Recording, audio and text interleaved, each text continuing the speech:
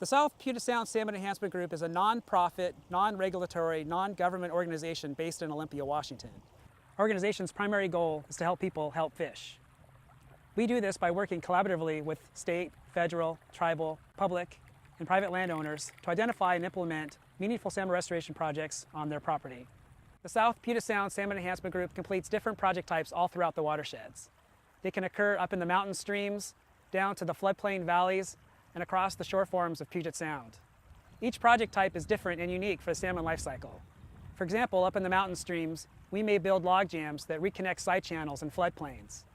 Down in the lowland streams, we might remove old legacy dikes or berms.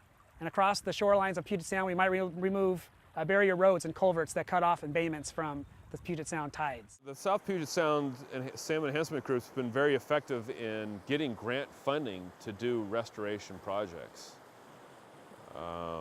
They've been able to work with a variety of different partners, kind of bridge the gap between political differences that may exist and just focus on habitat enhancement. And there aren't many other groups out there that can assume that role, so they've been very effective. Over the years, they've gotten, millions of dollars for salmon enhancement. They've got a real impressive portfolio of restoration projects completed, so it's a great success story. Most people that come to Washington State that didn't grow up here, they come here because of its beauty, because of Puget Sound, because of the water, because of the salmon. But because they didn't grow up here, they don't recognize how fragile it is and how important every aspect of the environment is to the salmon. And the people want salmon, they want a pretty environment. Oftentimes they don't recognize the impact they have, and we're having more and more impact on salmon. And we just have to recognize that, and we have to minimize that impact if we want to maintain the beauty and maintain the salmon and everything else that people want when they come here. The salmon is an iconic figure in this whole area, and we have to do our part to protect them. If we don't do our part, of course, they could slip away from our grasp and they could go extinct in more places than they already have. I've heard some of my colleagues say salmon are dying by 1,000 cuts. I like to say that we can repair those cuts with 1,000 different types of Band-Aids or projects. So it's important to remember that not one project's going to save salmon by itself. It's going to be multiple projects over multiple years by multiple different groups and agencies that are going to have an impact on salmon. I feel really proud of the projects that we work on because they all seem to have a positive immediate effect on salmon. This project was just completed last summer, and 2 days after we completed the project, there was adult Chinook and adult coho utilizing this stream. I see, as I'm standing in this creek right now, there's tons of juvenile salmon swimming around.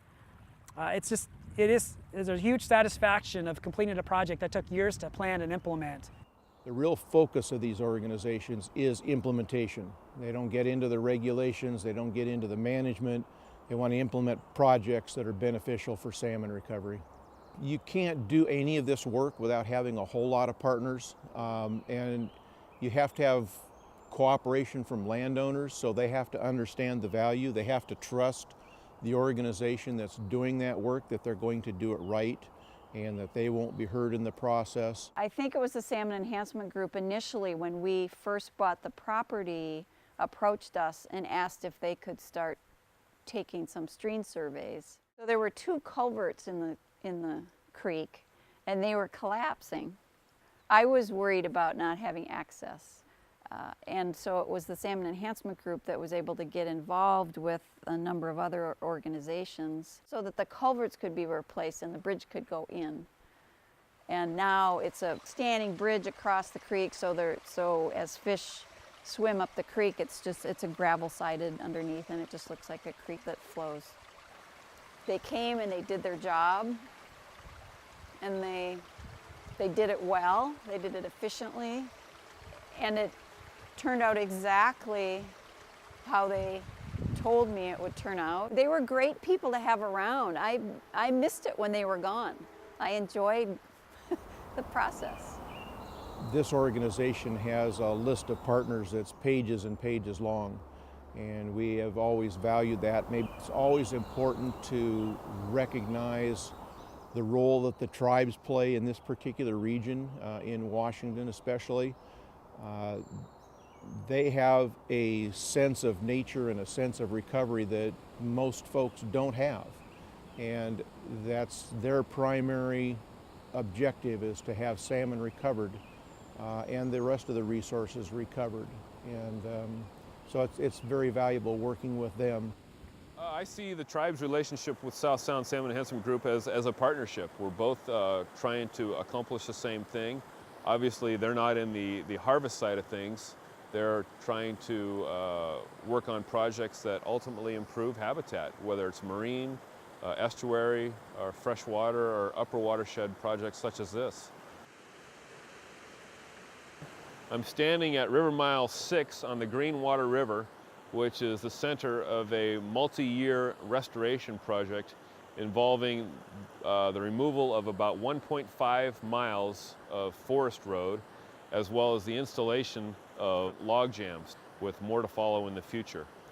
The idea with this project is to take out a road that was constricting the channel, increasing the gradient, and reducing the habitat quality of about 2 miles of the Greenwater River, and restoring large woody debris to help stabilize the channel and improve habitat complexity and fish rearing conditions in a channel that had suffered from years of logging related activities, sediment input, loss of riparian conditions, and the active removal of large wood from the channel. When you do this type of work, it's very rewarding because the fish will give you an indication of the success almost immediately. As soon as the log jams were completed, the fish came back in the fall, and we saw fish spawning in much of this area. We've made a lot of progress. We're still not where we want to be because the numbers of naturally spawning fish and wild fish aren't where we want them to be. But certainly the enhancement efforts that have taken place are proving successful, and hopefully habitat projects such as this will help bolster the natural survival. Salmon are important to the ecosystem because it's a good indicator of watershed health. Both salmon and people need cold, clean, clear, and constant water. Also, there's 137 documented species that rely on salmon carcasses at some point in their life stage. If salmon exist in a system at one time and they no longer do so, you have to ask yourself why. What are the mechanisms responsible for the decline or their absence? And we as people need to work towards that understanding and restoring the conditions that allow and promote their survival.